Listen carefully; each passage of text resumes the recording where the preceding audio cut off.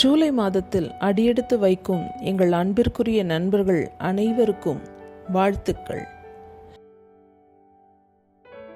நீங்கள் எப்போதாவது ஒரு தவறு செய்து நீண்ட காலத்திற்கு பிறகும் குற்ற உணர்ச்சியை சுமந்திருக்கிறீர்களா? சில நேரங்களில் நாம் வெட்கப்படுகிறோம், தகுதியற்றவர்களாக உணர்கிறோம், ஆண்டவர் முன் வர பயப்படுகிறோம். ஆனால் சங்கீதம் 103:10 நமக்கு இந்த அற்புதமான வாக்குறுதியை அளிக்கிறது. அவர் நம்முடைய பாவங்களுக்கு தகுந்தபடி நமக்கு செய்யாமலும் நம்முடைய அக்கிரமங்களுக்கு தகுந்தபடி நமக்கு சரி கட்டாமலும் இருக்கிறார். பிறர் நம்முடைய கடந்த கால பாவங்களை வைத்து நம்மை நடத்தக்கூடும். ஏன், நாம் கூட நம்மையே நியாயம் தீர்க்கலாம். ஆனால் இயேசு அப்படி செய்வதில்லை.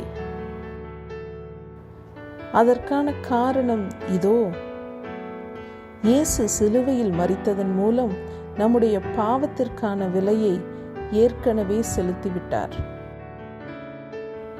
அவர் மூலமாக நாம் மன்னிப்பையும் இரக்கத்தையும் ஒரு புதிய தொடக்கத்தையும் பெறுகிறோம்.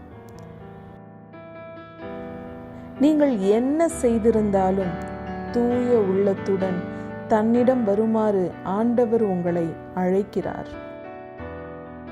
அவருடைய மன்னிப்பை நீங்கள் சம்பாதிக்க வேண்டியதில்லை, அதை நீங்கள் ஏற்றுக்கொள்ள வேண்டும், அவ்வளவே. நீங்கள் ஆண்டவரை நோக்கி கூப்பிடும்போது அவர் உங்களை குற்றப்படுத்தி பதிலளிப்பதில்லை.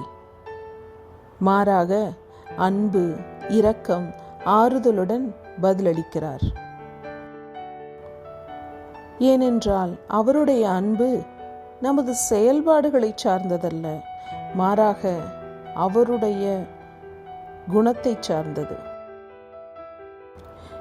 எனவே கடந்த காலத்தின் சுமையை இனியும் சுமக்காதீர்கள்.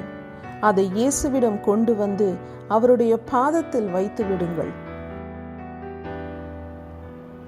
இந்த புதிய மாதத்தில் அடியெடுத்து வைக்கும் நீங்கள் ஆண்டவரின் இரக்கம், சமாதானம் மற்றும் மாறாத அன்பை அனுபவியுங்கள்.